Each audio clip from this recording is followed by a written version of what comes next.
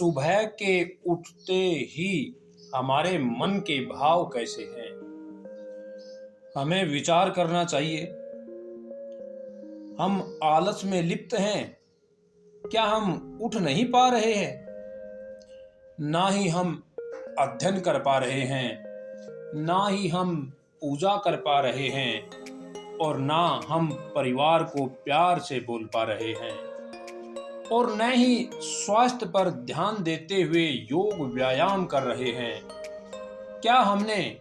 कलह करने और करवाने के जैसा मस्तिष्क तो नहीं बना रखा है? परिंदा कहता है,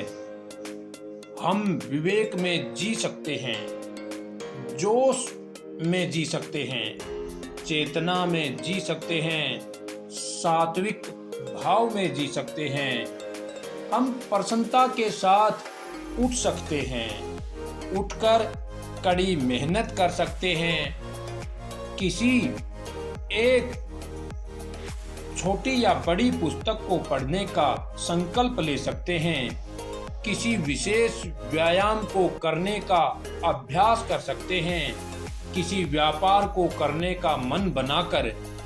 भारत को मजबूती दे सकते हैं, सभी को सम्मान से बोलने का संकल्प ले सकते हैं, अपने परिवार के कार्यों में सहयोग कर सकते हैं, किसी तीर्थ स्थान पर जाने का मन बना सकते हैं, किसी को उपदेश दे सकते हैं, कोई पेड़ लगा सकते हैं, किसी लाचार जीव की सहायता कर सकते हैं, किसी को उपदेश दे सकते हैं, समाज को जगा सकते हैं, अत्यंत खुशी से हंसमुख चेहरे से सभी को जगमगा सकते हैं, सात्विक विचारों में डूबकर अपने जीवन को आनंदमय बना सकते हैं। लेखक देश की तात्कालिक स्थिति के अनुसार लिखता है। आजादी से पहले प्रजातंत्र का लेखक, आजादी के बाद स्वतंत्र लेखक, पाप का अधिक बढ़ने के बाद का लेखक, धर्म के अधिक बढ़ने के बाद, महात्मा गांधी बनने के बाद, अपना गाल आगे करने के बाद का लेखक, स्वतंत्रता के बाद गुलामी की आदत पड़े हुए लोगों को बदलने की कोशिश करता हुआ लेखक, प्रेमचंद द्वारा लिखी गई बूढ़ी काकी लेख में वृद्ध माताओं की दशा को उजागर करता हुआ लेखक, दो बैलों की कथा में पशुओं के रखरखाव के प्रति, पशुओं के सम्मान के प्रति, पशुओं के अत्याचार के प्रति उनके कष्टों को भावनाओं में बदलता लेखक, लक्ष्मी चंद बनकर रागनी गाकर समाज में नैतिकता को फैलाता हुआ लेखक समाज में एक संचालक की तरह होता है। इसलिए मैं लेखक भाइयों से, गीतकारों से, फिल्म निर्माताओं से, उपदेशकों से और आलोचकों से, परमपिता परमात्मा के पुजारों से, राजनीतिक लोगों से, किसानों से और प्रशासकों से भी कहना चाहता हूं कि समाज के निर्माण में आपकी भी भूमिका लेखकों से बढ़कर है, और आप अपनी भूमिका को अच्छी तरह से, सुयोग्य तरीके से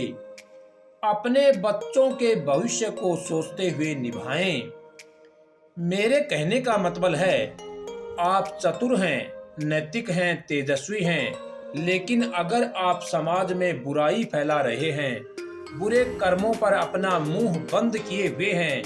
आप पुलिस वाले हैं लेकिन अत्याचार को बढ़ने दे रहे हैं, किसान हैं लेकिन यूरिया दे रहे हैं, आप सभी जो कुछ समाज को दे रहे हैं वह समाज को नहीं मेरे दोस्तों, उस सारी अग्नि में एक दिन आपके बच्चों का भविष्य जल जाएगा। जंगल में आग लगेगी, चूहे कहां बचेंगे। जैसे भी आप समाज का निर्माण करोगे, उसकी शीतलता और उसकी गर्मी आप पर नहीं तो आने वाले समय में आपकी पीढ़ियों पर जरूर आएगी। इसलिए कोई भी कार्य करने से पहले सोचे जरूर, यह भी सोचे आप क्या लाए थे, क्या लेकर जाएंगे। परिंदा की आवाज को समाज में फैलाएं, वीडियो को शेयर करें।